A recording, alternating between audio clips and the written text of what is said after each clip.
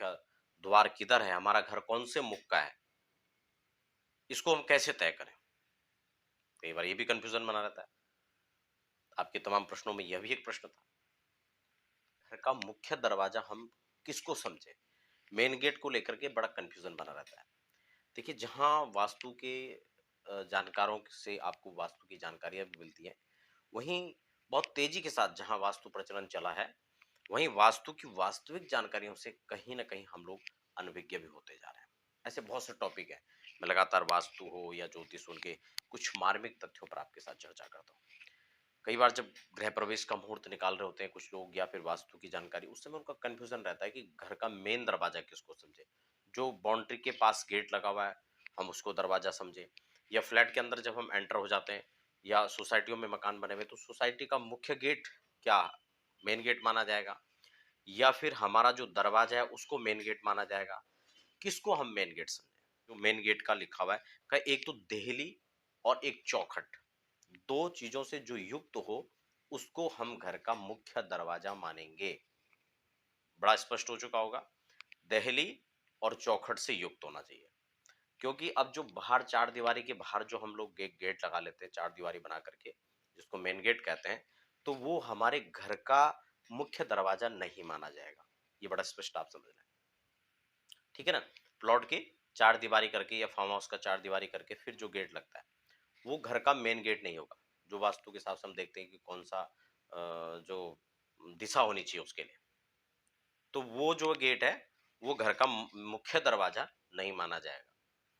उसमें चौखट नहीं लगी हुई है, पिलर खड़ा करके हम लोग जो सीधा गेट को होल पास के द्वारा वहां पे सेट कर देते हैं। और जो घर के अंदर जैसे हमारा फ्लैट का एंट्रेंस जो है, वहां पर हमारी चौखट भी बनी होती है। प्रॉपर चौखट को भी उस मुहूर्त में रखा जाता है, चौखट का पूजन होता है और वहीं से फिर प्रवेश भी किया जाता है। ठीक है, एक तो चौखट युक्त है, दूसरा दहली युक्त है। तो इन दोनों से संयुक्त जो है उसको हम घर का मुख्य दरवाजा मानेंगे। अब घर के मुख्य दरवाजा से जो कहीं ना कहीं जो सकारात्मक ऊर्जाएं हैं, उनका जो स्रोत उसको माना जाता है, जिसमें समृद्धि आती है, सुख है, आपके धनागम के स्रोत हैं, वैभव है, प्रतिष्ठा है, वो कहाँ से चल करके आएंगी। उसके लिए हम उत्तम जो रहा है, उत्तम जो दिशा है, उसकी हम लोग कल्पना करते हैं। पूर्व को बहुत शुभ माना गया है, पश्चिम दिशा को इसके लिए अच्छा माना गया है, उत्तर को इसके लिए अच्छा माना गया है, और साथ ही साथ ईशान कोण को भी इसके लिए सर्वोत्तम माना गया है। चार दिशाएं खासकर इसके लिए अनुकूल मानी गई हैं।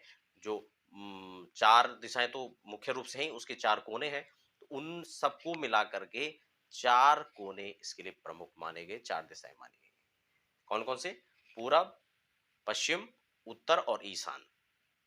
इसमें दक्षिण का कोना पूरा स्पष्ट छोड़ गया, और तीन जो कोने हैं उनको भी स्पष्ट रूप से छोड़ दिया गया, जिसमें आग्नेय है, नैऋत्य है और वायव्य है।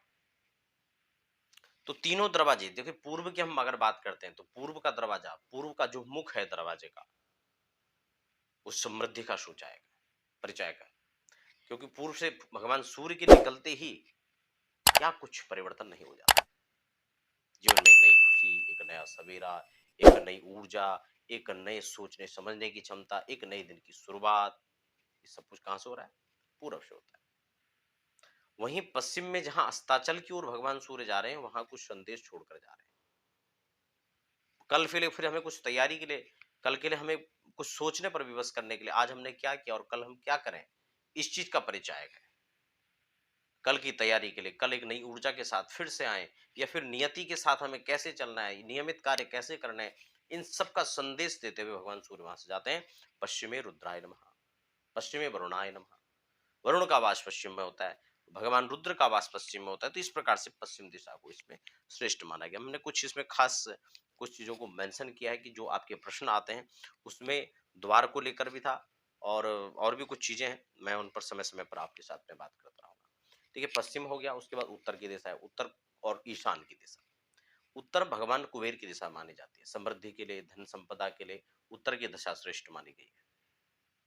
कालिदास ने अनेक अपने ग्रंथों में जब उत्तर दिशा को देखा, महाकाव्य में जब उन्होंने सबसे पहले लिखना आरंभ किया तो उत्तर दिशा को तो बड़ा वंदन किया उन्होंने।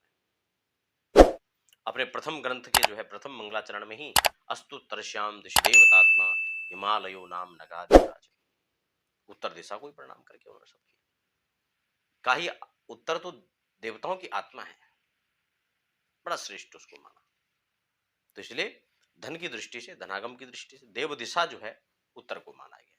ईशान भी देवतुल्य है, इसीलिए घर का जो मंदिर है वो ईशान कोण में बनाया जाता है, इसीलिए ईशान का दरवाजा भी श्रेष्ठ माना जाता है।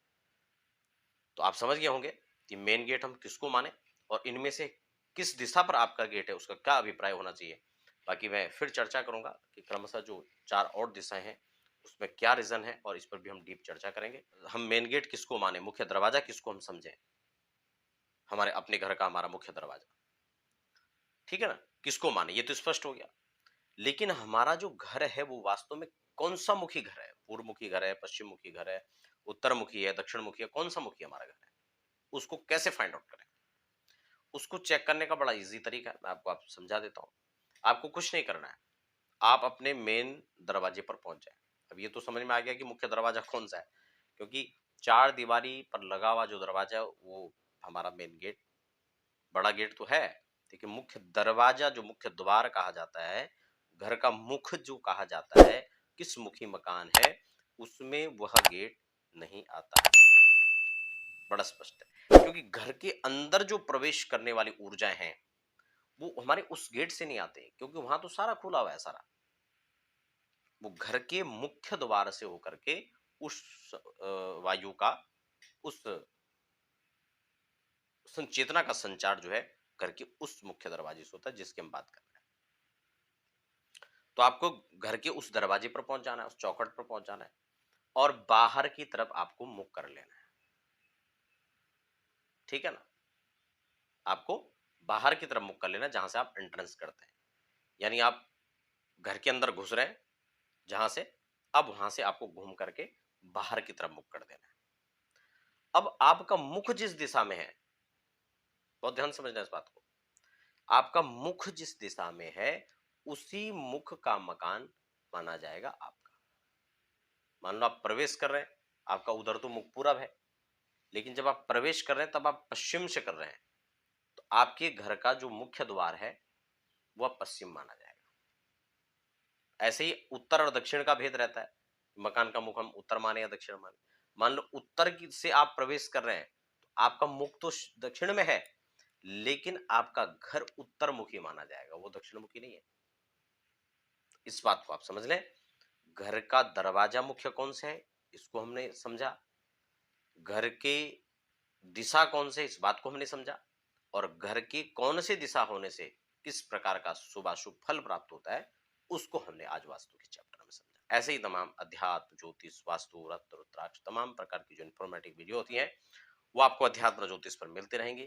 फिलहाल आप बने रहें और हमें दीजिए इजाजत। धन्यवाद।